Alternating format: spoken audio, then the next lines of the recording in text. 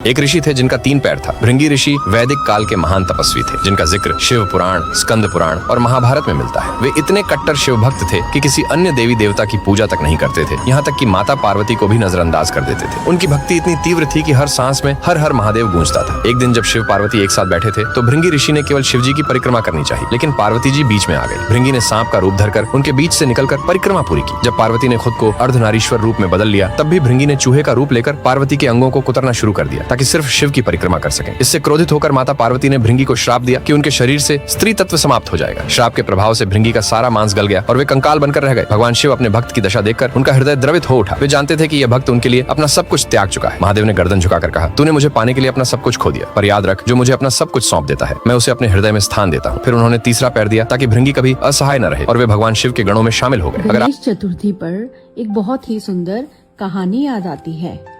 एक दिन माता पार्वती और भगवान शिव कार्तिकेय जी और गणेश जी के साथ कैलाश पर बैठे हुए थे। तभी नारद जी वहाँ एक फल लेकर आते हैं। वह फल था ज्ञान और बुद्धि का। शिव जी ने अपने दोनों पुत्रों से कहा, जो सबसे पहले इस संसार की परिक्रमा लगाकर आएगा वही इस फल को पाएगा। तभी कार्तिकेय जी तुरंत अपने मोर पर बैठकर उड़ जाते हैं, लेकिन गणेश जी ने शांत भाव से माता पिता के चारों ओर 3 चक्कर लगाए और कहा, मेरे लिए तो आप ही पूरा संसार है। शिव पार्वती प्रसन्न हो उठे। उन्होंने वही फल गणेश जी को दे दिया और तभी से गणपति बप्पा को सर्वप्रथम पूज्य माना गया।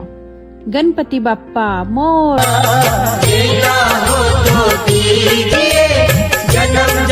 मेरे सिर पर रख दो बाबा अपने ये दोनों हाथ। बेटा हो तो दीजिए जन्म जन्म का साथ।